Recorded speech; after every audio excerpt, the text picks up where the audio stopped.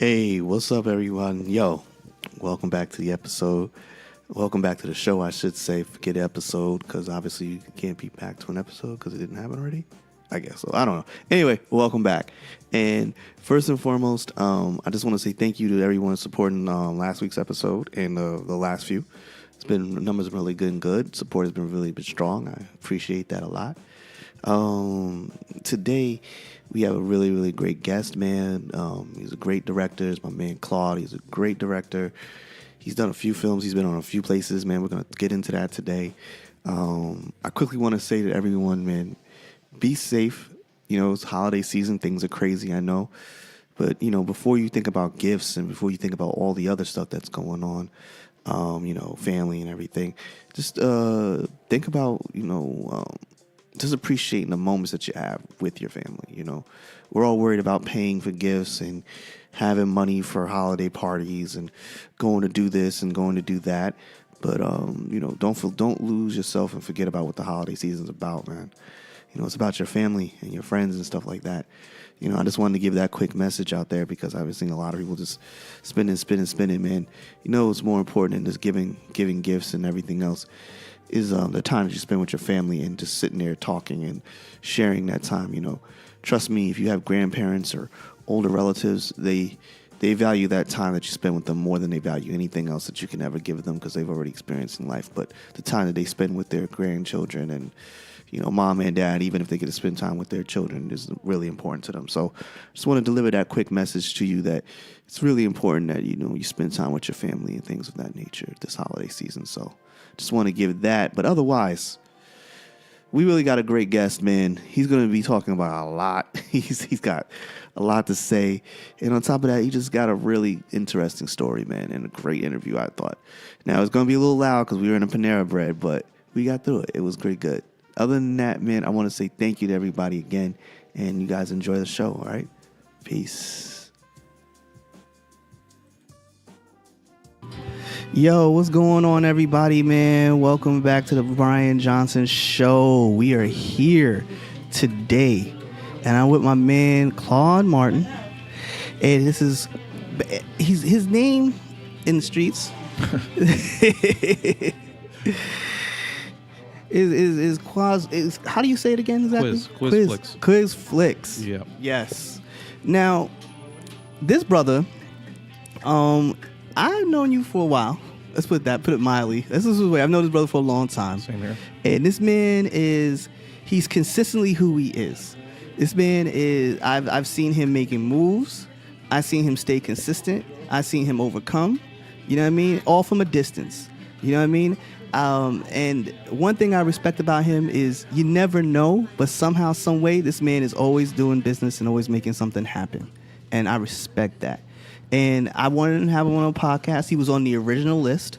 There was a list for everybody who knows, but I've always seen him. He's always been supportive. He's never been a guy who shits on people. That's something I can tell. And he's been a guy who does his business, and he stayed loyal to his homies. And in this day and age, a lot of people are not like that. And so I welcome you to the show, man. Tell me a little bit about yourself, man. How can I break this down, man? Brian, I didn't know you was peeping me like that, man. I see everything, that's man. Flattering, man. I appreciate you for having me on the show and everything. Yes, brother. Everything's blessed, man. You know, the greatest thing right now and motivator for me right now is my daughter. He's a father too, yeah. Yeah, she's 10 months, started walking, and she's just, just blowing my mind every day. Yeah. I'm happy. That's good, brother. Yeah. That's good, brother. You seem a lot settled. As in last time I saw you were jumping around not too long ago. You were hyped, man. Hyped, man. Yeah. You have a very interesting journey, man. You've been in a lot of places and hung out in a lot of places and been and seen a few things in life. How did you get started in video work? Okay, so it all started in Teaneck. Yes. The home base. Just being bored, in the summer, kicking it with the homies. Yeah. And, my mom had a camcorder, picked it up, started running around, doing little stupid skits. Everything that they're doing right now on Instagram and Snapchat and all this stuff, I was doing it. And if we had it in high school, a different life. Middle school, we'd be billionaires right now. 'Cause Yeah. I look at these kids and I'm like, that's funny, but it's not real. Like something's missing. Like It doesn't seem that organic, right? Yeah, I've been there and done that. Yeah. But trying to find the energy now to actually get into that wave again. Kind of shut social media off sometimes and just try to get back into that creative mode. As a creative, social media is a double-edged sword. Sometimes it can inspire you, and sometimes it can hamper you so much. Word. How did you feel about what you see with the new influencers when you first started seeing the influencers pop up? Did you be like, yo, what the fuck? Like, hold on, this is really making money now? Yeah, that was pretty much. Where did you start seeing the most impact? Did you see it on YouTube first, or did you see it on like Instagram and Facebook and stuff? I guess YouTube was really blowing people up. YouTube, yeah, and then first MySpace actually. Yeah, MySpace. you taking it way there. Yeah, man. That's when the wave MySpace started. and Tumblr life. Yeah, yeah. Those social platforms there, people took advantage at the time. Meanwhile, I'm doing what I'm thinking is going to work, but actually that was the highway to success. But it is what it is. In the business, how would you categorize yourself? Did you categorize yourself first as a videographer or just a guy who was just doing video work? You know what? I asked myself this recently because I had to really do some soul searching. Yes. Like, what am I? Where did this originate? Like, as a creative, that's difficult. As far as being creative, and I have to say writing. I'm a writer first. Always had a big imagination. Right. And I was able to draw everything that was in my mind, which translated into video. Right. So once I learned how to... So you call yourself more of a director than anything else. Yeah. Director. Yeah. Did you visionary? So did you do any video work while you were in high school that kind of like really latched on to? High school was boring as fuck. Excuse my language. I love it. Put the beep on there. No. This is a raw podcast, bro. But when I got introduced to TV production class, things started to look up for me. Good. And I really didn't see a future past high school. I was going to go to no offense to anybody, I was going to go to community college. Yeah. With the homies and just figure it out. But stay down with the homies. Right. Man. TV class kind of it opened my eyes, and I started doing better in school so that I could get into a good college. Production work kind of sparked you right away. Yeah. Production work is never an easy thing to just jump into because you started as a PA. Am I correct? A PA, yeah. I mean, interning in college, yeah. You start out. I was production assistant on sets with Kanye West and also Carl Ledgerfield was his name. Carl Ledgerfield. Yeah. Everybody just running around and putting up lights and gels and all sorts of stuff. So you went to college? Did you even go to college at this point? Or did you just jump right into it? No, I went to college and met a lot of people. Started networking with a lot of people. A lot of people from my college are really doing big things right now. Our generation was just like the next wave to just really take over things. I kind of skipped out of Jersey at the time because I wanted to get my life started. Met a girl in college, and I'm like, things aren't moving fast enough. Sounds very typical right there. Yeah. What school? Where'd you go? I went to Five Towns College. Five Towns College. Where's that at? Long Island, Dix Hills. What was it like? What was that transition like from coming from here to Long Island? It was great. I always had a plan, in the back of my mind on how to, level up. Okay. And once I got there, I started a film club and became, one of the most, prominent people on campus, just doing my thing. How did that feel for you as self-conscious as a man, for your self-confidence as a man, I should say, to see some achievement early in life like that? It was great. Just felt unstoppable, really, unstoppable. And then I just took a right turn. Like I said, I moved to Pennsylvania, got a job at Fox affiliate news station to get some experience. And, that's interesting. Fox affiliate, okay. Yeah. I was working in news for about 5 years. What did you see while you were there? Actually met a lot of people in Pennsylvania, but it left a bad taste in my mouth because I was the lead editor at the station, and I ended up training this Caucasian dude that I thought was my friend that was at the lowest spot in the station. He ended up being my manager within a year. What? Yeah, trying buddy. to write me up and all that. I was like, you know what? Time to go back home. That's nuts. Yeah. The business is a very strange name because it plays favors. Yeah. Whether you're from your skin tone to your ethnic background, every place has its favorites and stuff like that. But in the in the business of journalism and anything like that, people like who they like, and they're gonna see their own people and where they want to see their own people, man. Absolutely. Did you ever, after you came back, so that's 5 years, what time frame was that around? It was like what, 05? 07 07 to 2013. So that was a hell of a time to be out there, man. Yeah, I honestly lived the life of a rock star out there. Moved my cousin out there. We ended up getting to some club promotion and stuff like that. And I was going to ask you about really that. Wild. How did you get into that? Yeah. The scene out there was really dry, and they didn't really know how to do things that we are used to out here in Jersey and New York and all so that. You brought the fire. Man, it was lit every day of the week. I was like losing myself out there, honestly. Were you doing any independent film work while you were out there? Yes, actually, that's I'm glad you brought that up because one of the films that I wrote while I was out there was based on the life while I was out there, and I started shooting it out there, and something wouldn't let me finish it. It was huge. I had it in newspapers, huge casting call, everything. Great, production team, everything. Right. But I only shot half of the film, and then I stopped because things just started getting crazy. Right. And I'm revisiting it now. Okay. And I was kind of just wondering if I should leave it in that time frame or do it now. But I don't really see a lot of movies covering that gap, the early 2000s and stuff like that. So I'm like, I'm going to keep it right there. Right. And I'm going to revisit it and push it for, a budget and everything like that, which I'm in talks with some major, network heads right now with. I love it, man. Yeah. That's how you're supposed to do it, though. Yeah. Because you take, it might not have worked at that moment, but it can always work. You just got to find that timing when it does. Absolutely. Did you, because you see people like Jonah Hill, he just did a whole movie about the 90s. And he did a whole movie, it was a skateboard movie. Right. And he was like, the kid was like basically a wigger at the end of the day. And he just became like a guy who he just wanted to talk about hip hop and finding hip hop and how hip hop changed his life at that time. I always think it's dope that people can take their life experiences and put them in the film. It's not an easy task. No. I remember trying to write a bunch of times, trying to write movies, trying to write down stories and stuff like that. It is a special talent to be able to do that and still have the ability to make that from here, when I'm talking from my head, onto a piece of paper, onto a screen. Yeah. It takes a lot of time and a lot of talent. Can you speak to what's your creative process like when that happens? Honestly, when I have an idea, I just get a notebook and fill it up. And then I worry about... You do it handwritten, that's ill. Yeah, and then, I worry about how it's supposed to look after. Right, the standard look and all that stuff. And then I, transfer it like that. Do you ever find yourself having creative blocks? You're like one of those people like, oh my God, bro, I don't know if I'm going to get this out of my head, bro. Yeah.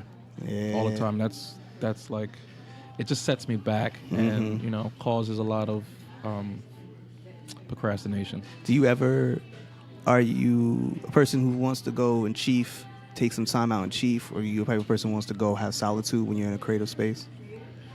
I set a mood. I set a vibe. So this film is a romantic comedy that I'm writing, and it's like based in the early 2000s. So I listen to music regularly around that time. Okay. And I get a glass of whiskey. You know what I'm saying? I might, smoke a little something. My man. And get in the zone, and then it starts flowing. And yes. I'm cracking myself up writing, and it's like, this is good. This is really good. I'm just feeling myself. Yeah. Do you ever? And when you're in that zone, can you be around people, or you need to be isolated? You need to isolate yourself. Isolation. And, it's hard now with a 10-month. Yeah, I'm about to ask you how that goes. You got a 10-month, and you got your lady and the baby and everything, and that's like, they always need attention.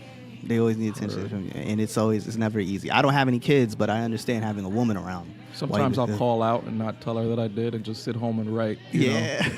And I'm like, surprise, I'm here. Yeah. All right, do your thing. Mm-hmm. Do you ever think while you were down in PA that you needed to go to Cali or go to Atlanta at any point? Did you ever feel like you needed to go to a different place besides just the New York area while you were out there? Because you were probably moving around there, but when you probably were on your way, like, I'm out, did you ever think, okay, it's time to skip town, maybe go to Atlanta, maybe go to LA? Did you ever feel like that? Absolutely. Actually, my plan was out of high school to go to Cali. Okay. But then I got, sidetracked to Pennsylvania. When I'm leaving Pennsylvania, I'm like, I'm going to do Jersey for 5 years. Right. And then I'm going to go to Atlanta if that doesn't work. So, yeah, definitely just trying. I actually have some friends that I taught a few things that are really doing big things in Atlanta right now as we speak, working with everybody in the industry. And I'm just like... Your mentees, in other words. You mentored these dudes, and now they're doing their thing. And they're probably like, so yo, fam. You got to come down here. Come down, yeah. That's the rap, man. Yeah. Do you ever feel that urge that is so strong that you just want to run out the building and head down there and pick up your family and go? It was going to happen before my daughter showed up. Okay. So that was kind of like, God telling me to just wait, be patient. Yeah. I did say I was giving myself 5 years, and I miscalculated. It was actually 4 years that I was trying to break out. So this is actually the 5th year right here ending. So during this year, like I said, I got some really great news about this script. So it's up to me to finish it, present it, and we'll see what happens after that. That's dope, bro. Yeah. That's dope. It takes balls. It takes real balls to admit to the fact that, yo, I gotta wait. Yeah. I gotta chill, because when you're in that situation, you don't necessarily, nothing's guaranteed. Right. You don't know. I don't know. Nobody on this planet knows when it's going to happen. It just happens when it's supposed to happen. Right. So you had that time while you were in PA and you started doing the party work. Would you come home and tell your boys, like, yo, y'all gotta come out to PA and come out here? This is a different world out here, man. They did. And you were playing a recruiter at that time. How was the homies at that point?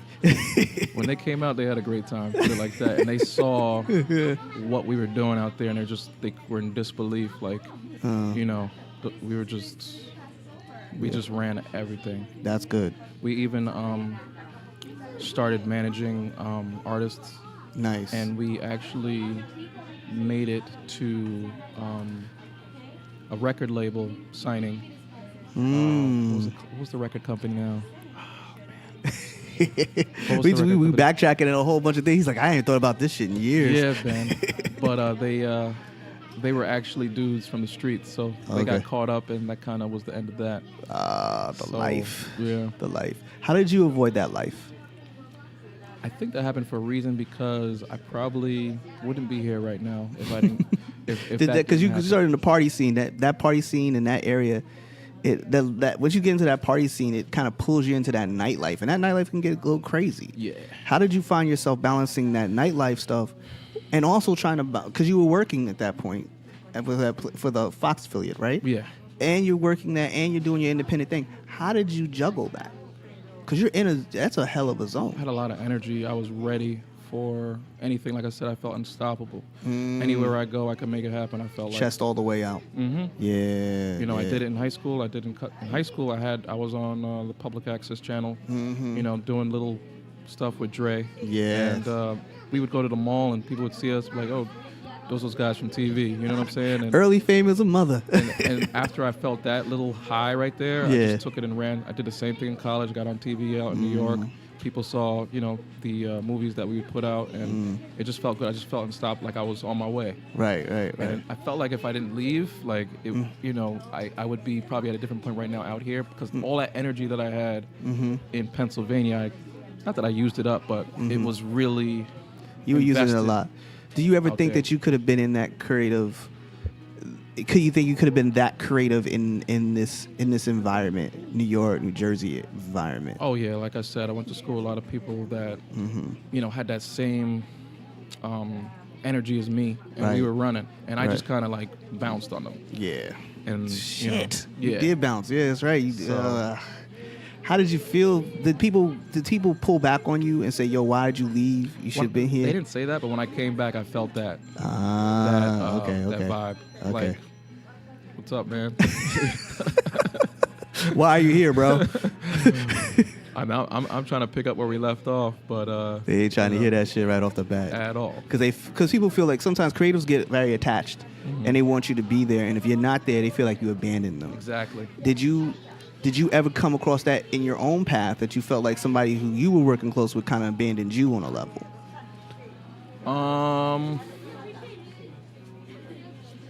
Yeah.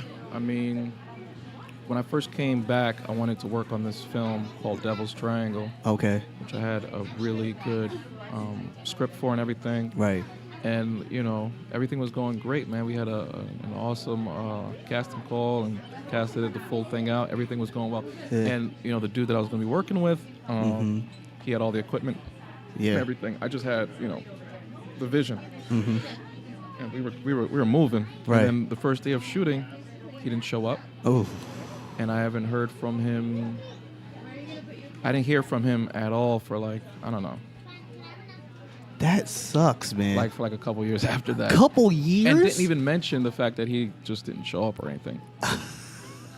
Yo, you just said years, bro. Yeah. I thought you were going to say 6 months, not years. God damn. But that stung because he was also one of my mentors? Mentees or whatever. Mm-hmm. And, he was a mentee, okay. Yeah, and now I understand that he probably felt like I abandoned him. But I really don't know what it was, but that hurt like crazy. Yeah. I kind of had to go out and, just buy my own equipment, and everything like that. And I shot the film anyway. Right. And it came out amazing and got a really good following and everything like that. Right. And he saw all that because, I didn't unfollow him from social media or anything like that. I just kept it pushing. Yeah. And, recently he hit me about... I wish you guys could see his face right now. Yo. Yeah, I mean, I've really learned to, just it was a lesson learned. Forgive people, and just, people are going to be people. This is the calmest I've ever seen you. The calmest? Calmest I've ever seen you. Because usually, let me tell you something. Every time I meet this boy, this boy is the room. You guys don't understand. He come in there, he's the room. He's the room. He's the room. It's in my DNA. My father loves to party, man. He always had turntables out growing up. So I always, want people to feel that same type of energy. How was the relationship with your family, seeing you go out to pee and everything else? How was that relationship with your family? Because that all impacts. When you're creative, whatever goes on with your family impacts you no matter what you try to do. Well, I got married out there. Yeah. Too. So I married the chick that I met in college. We moved out there. And at first it was good, but things started changing with her specifically. And that kind of sparked me to change as well. I'm a Capricorn. And, I just have a certain way about, the way I carry myself and, very regimented at a certain level. Right. Yes. So when things start to veer off, I'm like, oh, is that the direction we're going in? Okay, well, I'm going to continue on the things that are bubbling back here. I'm going to put those into, the forefront. So. Do you ever find it hard to shut that down? Yo, because I'm telling you right now, bro, I can't shut shit down for shit some days. My mind goes and I barely get any sleep sometimes because I'm thinking so much about so many things. Yeah. It's rough. Did that play a role, that inability to shut down the creativeness with your wife at that time? Okay, so my wife was also creative at that time. She was in the film video. Okay, so major, you guys had a lot just like me. So, yeah. but that faded out for her. She lost her passion. Lost, and I was like, you're not the same person. She started getting other things. She didn't have to work or do anything. She just had to stay home and help run the business, which was, we were shooting wedding videos and getting money and all sorts of stuff. Yeah. Everything she just wanted to That's real business right there. Wedding business is real business. You could get sued real business. Right. We had it all planned out. We were doing really well. Yeah. And she just wanted to adopt dogs all of a sudden. She wanted to have a Chihuahua farm or something like that. How old were you guys at this time? 25. So there's no midlife crisis happening here. So, yeah, man. I guess she suffered from some sort of depression. I didn't understand depression at the time, and I was getting real frustrated with her. I understand. And I was like, okay, we need some time apart. Well, actually, she said that because I was 29 at the time where everything started unraveling. I was like, I want to go to Paris. I want to do this. I want to travel. Right. Set it up, Okay. I'm at work. Set it up. Let's go. She wouldn't set it up. So I was like, all right. Spoke to my cousin, I want to go to Paris before I'm 30. I want to see the Eiffel Tower. I want to get around. Yeah. And he's like, let's go. Well, okay. On that flight. We was out. When I came back, I had a 4-page letter waiting for me talking about, this, that, and the third. And I'm like, look. Whew. Okay. That is... how was that? Seeing that must have been a crazy experience to your gut right there, man. Like, it was real. That's real. Yeah. I mean, honestly, you probably one day it'll be something you'll look at and you'll be able to tell people on a level. But that's a lot right there, man. A lot unraveled that I'm not going to share right now. No, other than that, but no, just the fact that you found a letter is enough for me. Yeah, yeah. No, it was A wake up call. Yeah, it was a wake up call. It was a wake up call. You know, things got worse before they got better. Okay. But I can call her up today. That's good. You know, I'm glad you guys are able to speak at least. That's a lot of people are not on speaking terms with their exes, especially not somebody they were married to. Now, you come back home, you're working. You were working into this. What kind of video work were you doing when you first got back? Well, everything that I went through in Pennsylvania, Devil's Triangle, I kind of formulated a story around the relationship that I had with my ex-wife. So I actually wasn't working. I actually took a year off and just collected from the government. And I put all the funds that I collected into the film. Smart. So, yeah, that's what I did. And it was great time to just take some time for myself and get back in my creative zone. Right. Create a plan, figure out, You have to recalculate, reset, as they say. Reset. Yeah. I had a difficult time. Dealing with the fact that my company went belly up. Circle of Success. It was a bad deal for me. And it was because of my own inexperience, my own inability to listen, my own inability to take knowledge and really expand upon it, and the fact that I knew I was so in a place where I'm always desperate, not trying to take care of my business the right way. It is never easy to reset because you will do a lot of self-evaluation. There's never a time where it's all done. You're always figuring out, resetting, and setting up. So now you're in this place, you come home, you collected, you shot a film. How did the relationships that you had lost being in PA came home? How did you start mending those kind of relationships? Did you start like reaching out to people that you hadn't talked to in a while? Absolutely. The home team had like a Thursday night. They would always go out and, just to keep the bond going. Right. And that's when I'd like run into you sometimes. Yeah. Out in the streets and stuff like that, and different people. It's people. important to have that shit, man. You know what I mean? And it actually, got me reacclimated with the community and everything like that. I ran into, a lot of DJs and people that are doing stuff out here, and I was like, you know what? Let me whip out my camera, see what I could do. So I started shooting stuff and hell yeah, and being that guy in the town that could promote a party, based on the recap visuals. So your name and your credit, your credit in the streets still was good. It's always been good. Thank you. You know what I mean? I appreciate that. You know what I mean? I never heard never heard anybody say anything shitty about you, bro. Thanks. Real shit. It's different when you come home to where we come from, because those bonds are long, and they don't necessarily break easily. Them shits are like they're solid. They're for life. People say, "Oh, you go to college, and you make your real friends." I'm like, "No, homie, you go to high school, and you make your real friends where we come from. Yeah. Those are the homies is gonna be there through thick and thin. Trust and believe that. If you were a good person, if you're a shit person, you take your ass out of here. We don't need you around." But you find that out quick too. Yes, you do. Yes, you do. How did you see social media impacting the kind of business that you had been in and now we're going into? For me, it's like, I always wanted to be on TV. Right. Once you get on TV, that's when, after, all doors open up after that. So social media is kind of slowly taking the place of TV. Yes. So I had to get my stuff on social media. Yeah. You could actually track the views and, get feedback and all that. What was the first social media site that you really you latched onto immediately? Was it Facebook? Was it YouTube? It was MySpace. MySpace. Yeah. Well, after MySpace, MySpace, because things the system had changed. The ecosystem had really changed. YouTube. Yeah. As a filmmaker and as someone who's a videographer, what was is YouTube is a blessing for you and a curse? Or it is. Because it gives you independency. You don't need you can film something and put it on YouTube. Your releasability is a lot easier. But back then, YouTube was very. For someone who's don't understand, YouTube wasn't the biggest thing back then. It was Facebook was way bigger. Right.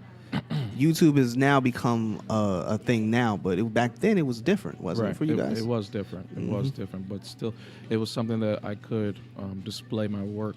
You know, it's based on videos. Right. So Facebook, I don't know if they really had videos like that starting out and stuff. Yeah. It was kind of like Twitter. A little bit. So God, I remember Twitter was a monster. Yeah. I remember Twitter was like. It was like Twitter was where you put all your thoughts, Facebook you put your rants, and Instagram was where you post what you're doing. And it was like, it's just so much. Like it started blowing my mind. YouTube is now become the thing to watch. Like I don't watch regular TV anymore. Right. I watch YouTube and whatever I want to watch on demand or whatever that time. I don't really care to watch regular TV. I don't want them trying to impose on me their thoughts and process. I don't even watch the news like that. Tell me how you feel about YouTube. And as a person who's a film director, as a filmmaker, what's your opinions on YouTube? YouTube is a great outlet. You can learn a lot from it. People don't even have to go to school anymore to learn, creative stuff. You know what I mean? And it's a great outlet to, search things, like I said, that you don't know about. You could see what people are doing on the other side of the world. Now they have, live streaming and stuff like that. So YouTube is great, man. How does it affect you? You could get paid from YouTube. Yes, now, too. We see. There's nothing you can't do on YouTube. Right. How do you think YouTube fits in your immediates as of right now? I use it to, like I just did Billy Jones' dad's. Yes. Shout out to Billy Jones. 60th surprise birthday bash. Yeah. And back in the day, I'd have to make a DVD and give them the DVD and all that. Now I just, upload it to YouTube and give them a link. And go and keep it moving. Yeah, so.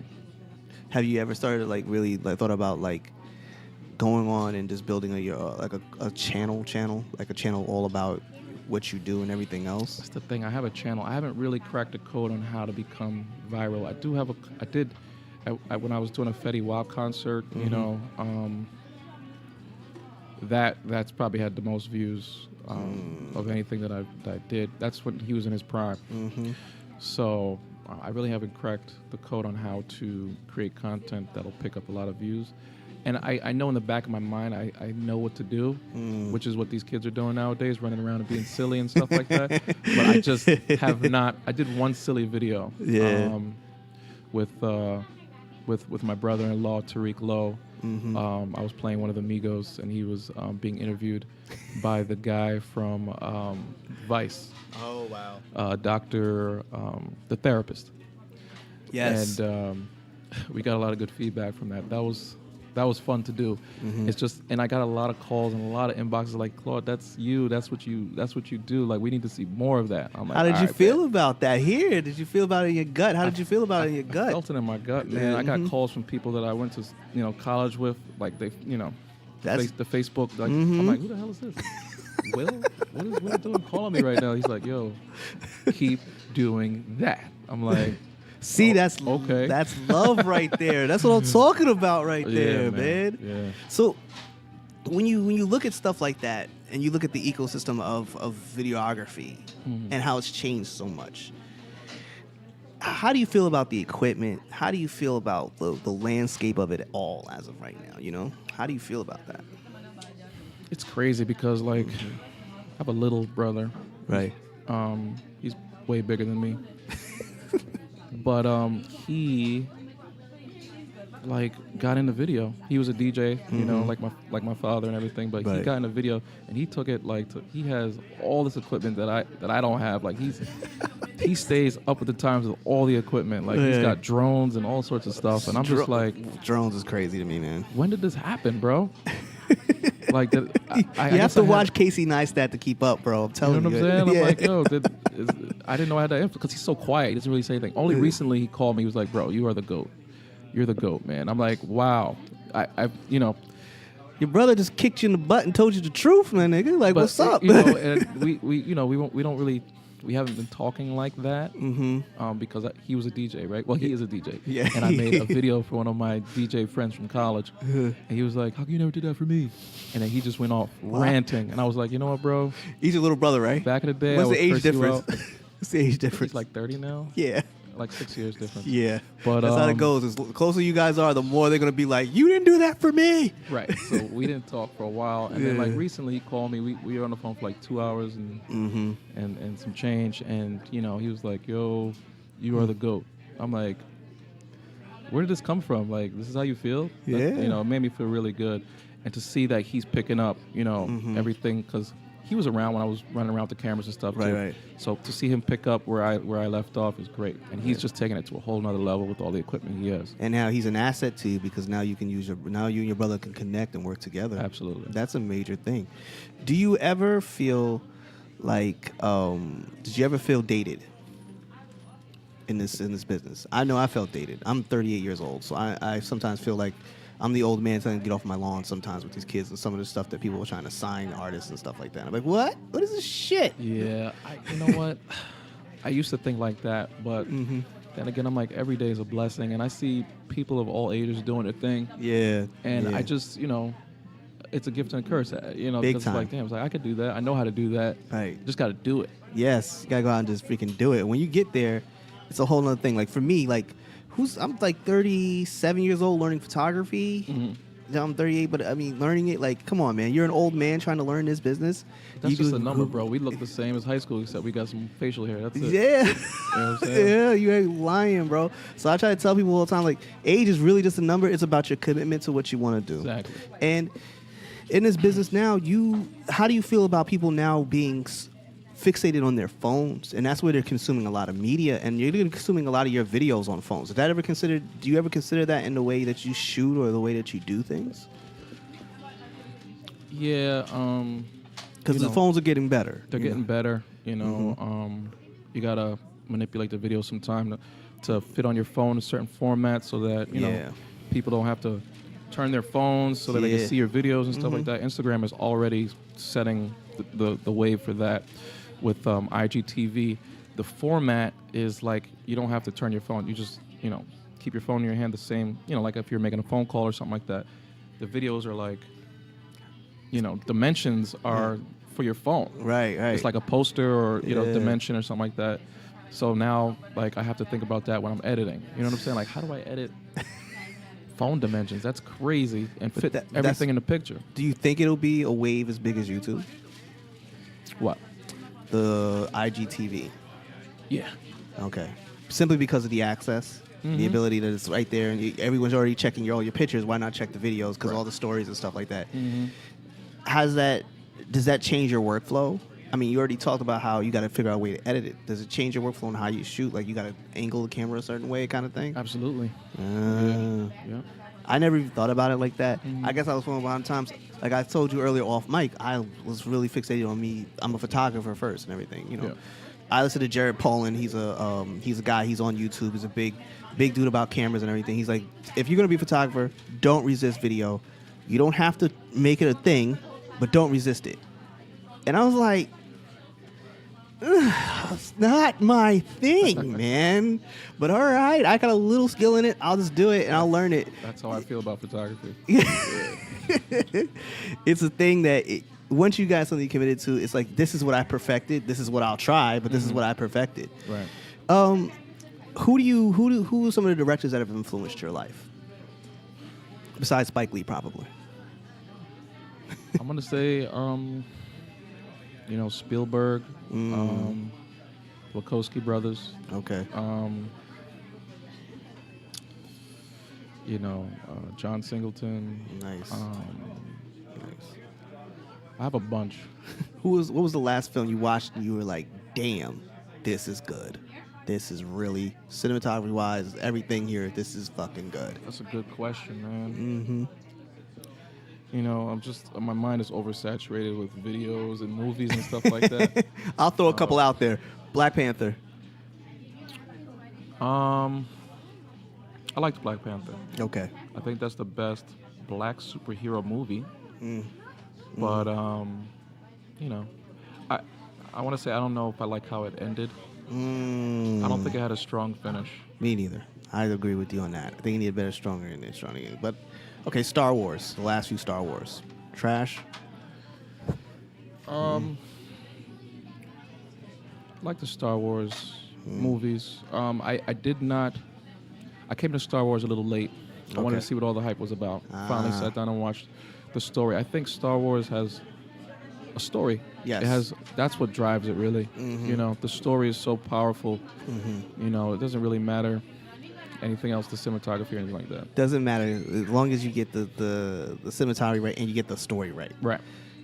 When you're writing, how do you like to are you really into like making somebody, the characters very pronounced, speak well, a lot of verbiage, or are you just very like things like in a plain kind of way? Okay, so I'm like a Quentin Tarantino guy. Okay. I like real people. You know, I don't like. Okay, so there used to be like movies and television shows where you can tell a white writer was writing for a black actor by his, you know, his lines. It was like very, you know, cheesy and corny and stuff like that. I like real talk. You know what I'm saying? Right. Just like me and you sitting here talking. You know, there's certain things that we're going to say and there's certain things we're not going to say just based off of our characters. Right. And I like to do that. Actually, when I'm writing, I think about people that I've met or I know for years. And I'm like, what would they say in this situation? And, you know, when people are watching my films or reading my scripts, they can relate to these characters in some way. Right. Yeah. That's what you have to. I think that's how you lock in an audience. I think you see, like, I'm gonna keep it funky with people. I love the Harry Potter stuff. Like, I love all that kind of shit. Right. But I'm also who believes that the Godfathers are the greatest movies ever made because I love the way it was shot. I love the way the characters were. I love the impact of what they were saying. It's just that it depends on what you're really into. Like you said, you like real talk, and you take a lot of the work that you're going to be doing. I guess it's going to come from real life experiences to a certain extent. You still only do notebooks and stuff like that. Have you ever tried to do? No, right now, if I have something that I need to get out really quickly, I'll do like a notebook. But I have a writing program that actually formats it for you now. Sweet. It still slows me down, but you know, it saves time in the long run. Yes. With the time is money. Right. Time is money. So yeah, that's good, man. That's good. Did you ever like think that you want to just go into writing for people and just doing script writing? No. Nah. Not for no. Nah. Never was your thing. I can understand that. No. I've written and directed like a couple different movies. I don't have a favorite genre. Like it's however I'm feeling. I got you. I can write a scary movie. Right. I can write a gangster flick. You know, a sci-fi flick. I would love to see that, bro. So that would be dope. Yeah. Do you still go to festivals, not music festivals, film festivals and stuff like that? Or are you just not big on going to those or trying to enter stuff into it? There's a lot of politics in film festivals nowadays. I'm not, opposed to entering them, but I don't just go to them like that. I get what you're saying. So you're not if going it's in a community like TNEC, of course I'll go and support like that. Right. But anything outside of that, I'm not really too big on that. Not going to Tribeca for the music. Nah, I dig it. I mean, I could, but I'm not like, oh my God, I got to get tickets and go. Yeah. Where would be the next place that you would like to go to visit?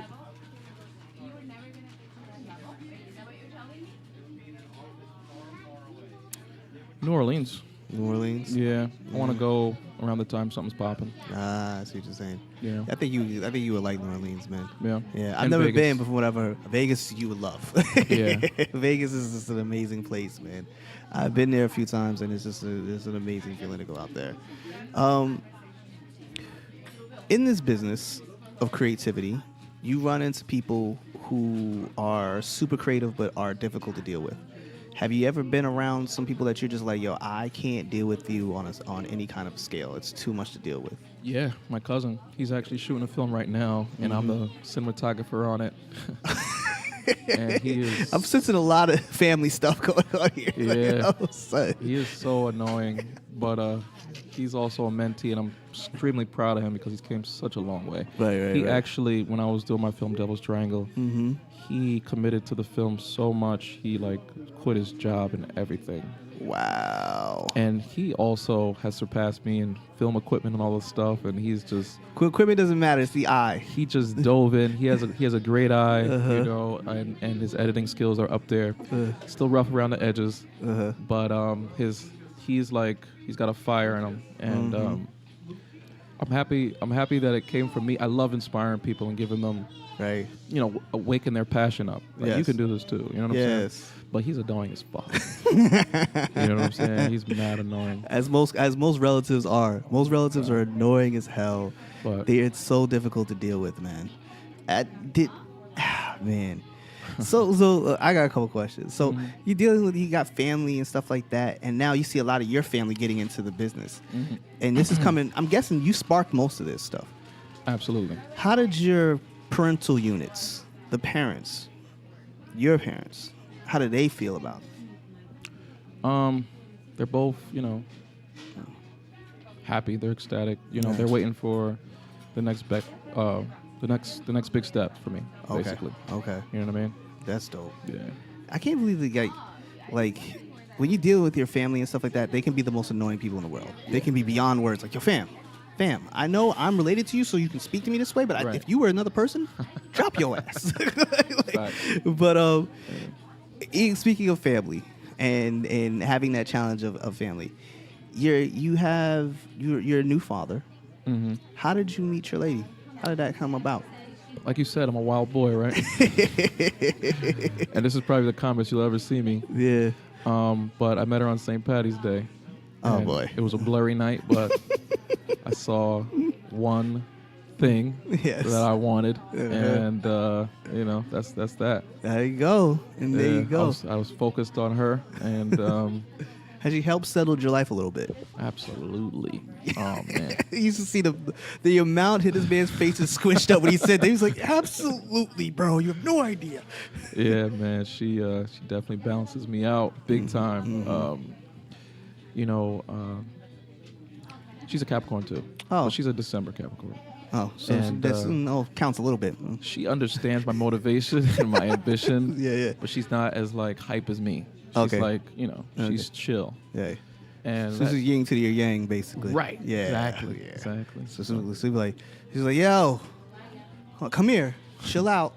All right, we talking to these people. Don't show your poker face. Right. You ever find your emotions get you in trouble? All the time. Okay. Yeah, I'm learning how to, you know, fall back. You know. So it's helping a lot, especially in the business, because I'm very blunt. And I'm like Kanye in a way. I just fly off the top, and then I'm like, damn. You do strike me as a very blunt person, yo. Like, but it doesn't. I don't. I guess it's people going to respect it because you keep the same energy, but you can also rub some people the wrong way. Absolutely. And people get like very, very. I used to say, what's that shit they say? They get like they get emotional and they get stingy. I'm like that too sometimes. I get people the wrong way, and I'm like, all I did was tell you the truth, bro. Right. I didn't lie to you. I didn't call you some shit. Right. Okay. Yeah. I'm gonna walk away now. Yeah. That's how you be. I can understand. I can relate to a certain extent. Has that helped? How's that ability to be blunt and be upfront helped you? It helps people not walk all over you at the end of the day. You know. Yeah. I get that vibe from you, bro. Like, you don't fucking play that shit. Yeah, nah. Because you know what? Been through a lot of experience, and for some people probably to come along and tell you, you know, something different. You know, you don't know me.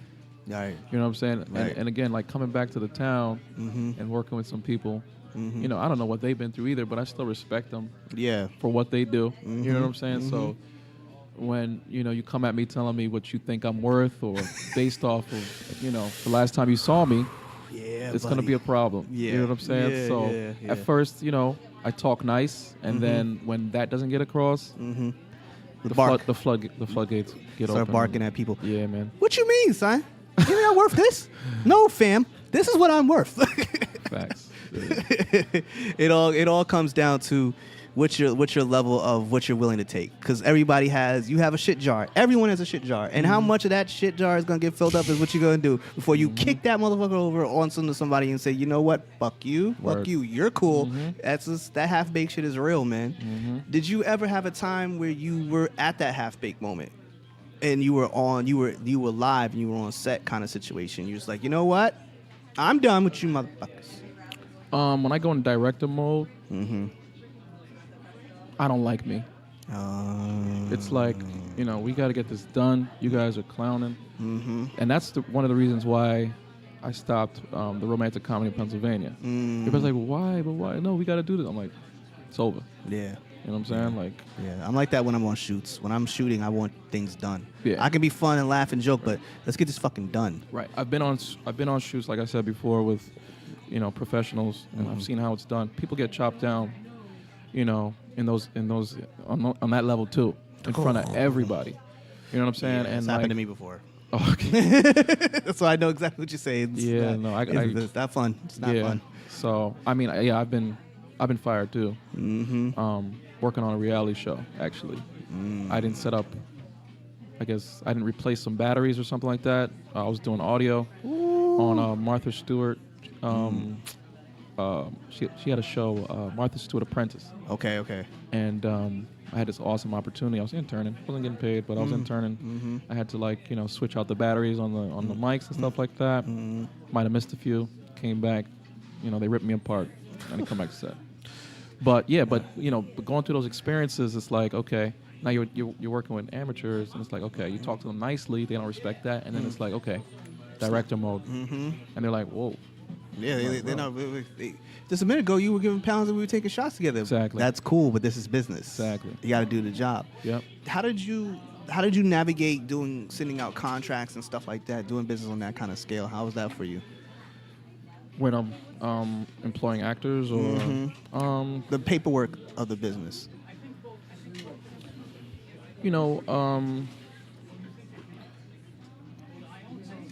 Being on production sets, you see a lot of paperwork and stuff like that, stuff that you have to sign too. So NDAs and shit like that. Yeah, you just go on the internet and find stuff, and you rearrange the verbiage that fits your what you're doing. Right. And they sign up, and that's that.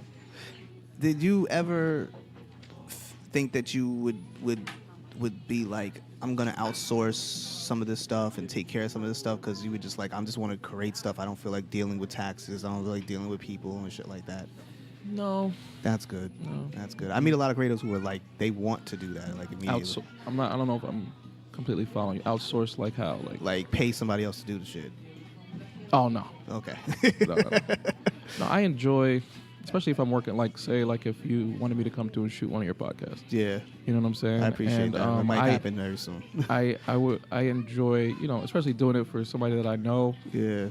Putting a little extra, spice on it and making it really, I've done some parties that were dead, bro. And I can make that joint look popping. That's something I caught on to a couple times. I saw some of your videos, and I was just like, shot that?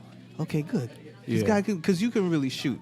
That's the reason why I always say, there's a lot of people who say they can do something, and until you see them get their metal tested, nah, bro. I think it's just that you have so many people. Do you find that the access to equipment, the access to knowledge, has put this place out, has put a lot of people into the business who really aren't prepared, and you see a lot of shit work, and you're trying to hold your tongue, but bro, this is shit work. Yeah, I see a lot of both, actually. I see I see a lot of both.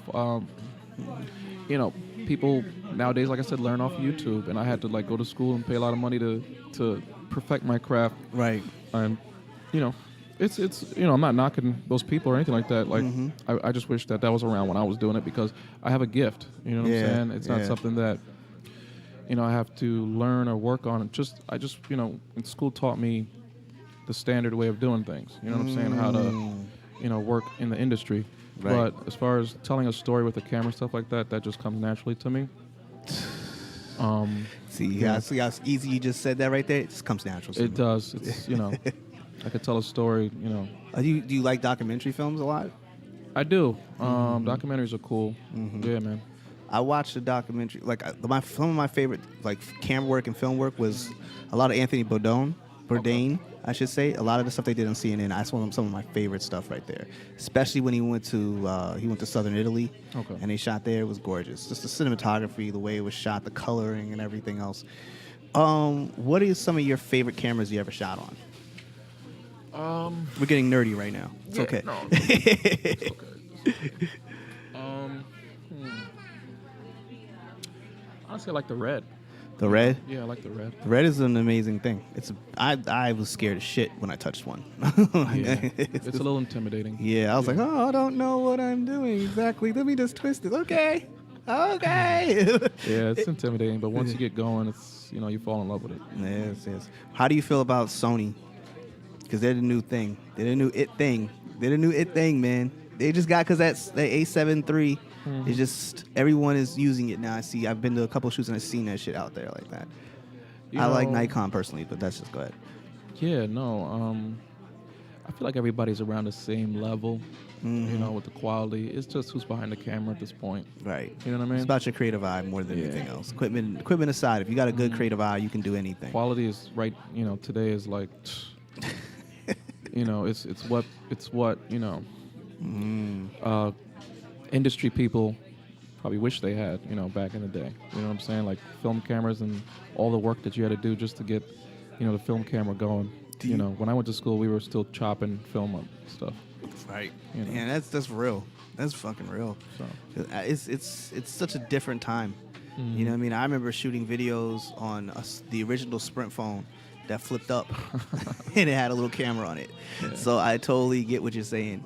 Now that you're a dad and you're pretty much settled with your lady and everything, and you got your business going down, what kind of things for you are you really looking forward to doing now that you're in this space in life? I want to turn my daughter on to filmmaking. I had the opportunity to do that with my niece for a short period of time. It really gives kids a confidence like none other. Yeah.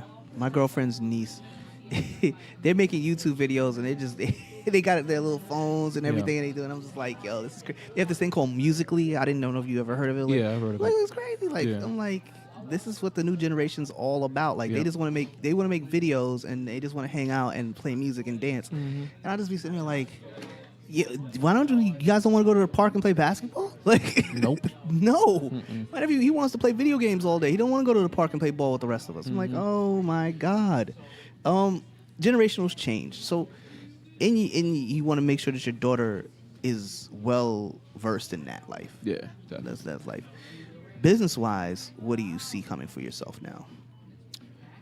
I'm not doing the amateur thing anymore. With Devil's Triangle, I opened up in theaters in New York and in New Jersey. Well, in Teaneck, Cedar Lane Cinemas. And, I've done that. I've done that out of college. I've done that, I'm done with all that. The next level is going straight to the source.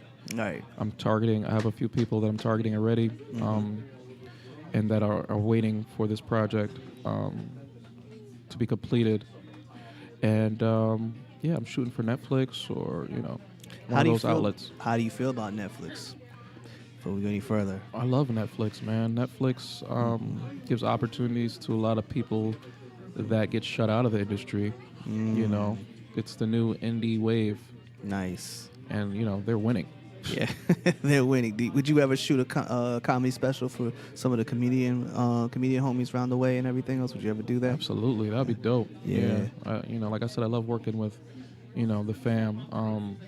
You could tell when I'm working with somebody that I know versus somebody that I don't, because I'll put the extra, effort in to make it look super dope.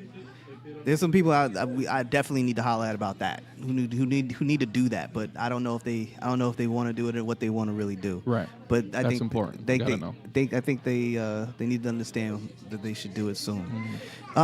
In this business, you always figure out, your direction, your lanes, and everything else. What kind of like information would you give somebody at this stage? Like somebody who's just starting out right now. Somebody just starting out right now, I would just try to gain as much knowledge as possible, and that's Yeah. by being hands-on with the Yeah. equipment and just putting stuff out there, getting feedback, and not feeling a certain way about criticisms. When I was in college, I had a vision. I wanted to do it my way, and that wouldn't always work out to be the best way in the end. Right. And I had a professor that said, you should include other people's ideas and their criticisms. And ever since I started doing that, it's endless where you can go with a project. Like it's like, oh my God, like I can, piggyback off of that idea, and it ends up being something that So being open-minded to other people's criticisms is important. super important, Right. because it usually gets in the way if you're not. You know what I mean? I think there's a lot of Your potential. in this business, very much so. I think that artists are very protective of your work. Right. I have had enormous issues having separation anxiety for giving away photos. Like, I don't want you to put a filter over it when you post it. I don't want you Right. to leave it the way it is because it's my, but Yeah. you have to realize once you give it away, did you ever have that anxiety? Like that feeling like, oh my God. Yeah, I hate it when people post my videos with the wrong dimensions. It's like, dude, you're cutting out like half of the video when Yeah. you do that. Yeah. Like, figure it out. Like, I give you this parameter, just work with the parameter, Right. man. This business, I love the fact that you're open and honest about shit, man. Absolutely. This has been a really great conversation because you've been honest about a lot of stuff, man. Absolutely. I appreciate you coming on my show and being Appreciate honest you about having shit. me, brother. Yeah, man. Yeah. Like I said, you were on the original list, bro, so it's coming regardless, man. doubt. And I want you to know that you got respect here, and if you ever need a cameraman, you holler at me. And it's anything you want to tell the people, man, before we get up out of here, man. Yeah, man. Everybody that feels the same way Brian does, the feeling is mutual. Thank you. And I got a lot of love and respect for you guys, for the community. We grew up in a magical town, Yeah, man. and I'm glad to be back. Yeah, man. And I just want you guys to understand that this man, he lives and breathes his craft. And in this day and age where everybody wants to say they're somebody, this man is legitly somebody because he really has made his own lane. And I want y'all to understand how much you guys got to respect somebody who believes and breathes his craft. As a photographer and someone who understands my craft, I appreciate that shit. Word. Now, where can they find you, bro? Because they need to find you. Okay, I don't really do Facebook anymore, so Yeah. Instagram is my wave. QWIZflix, that's QWIZ Yes. FLIX. That's it. All right. And is there anything that you want to say, shout out to anybody else before we get out of here? Because you can hear we're in a Panera Bread and the baby's already crying in the background. Shout out to my girl, the Polish princess, and my baby girl Aria, and the home team. Yes. I want to say shout out to everybody who's been supporting. And I want to say shout out to you for coming on the show. No doubt. And Thanks for first and foremost, thank you guys for the support for last week's show. Shout out to Jazz. Shout out to Billy. Word. Shout out to everybody prior to them. There's so many people, man. I want to say shout out to everybody, man. Thank you for the support. You guys have been great. Things have been going. And don't worry, in the new year, we got even more shit coming. But that's for then. All right, y'all. Take care.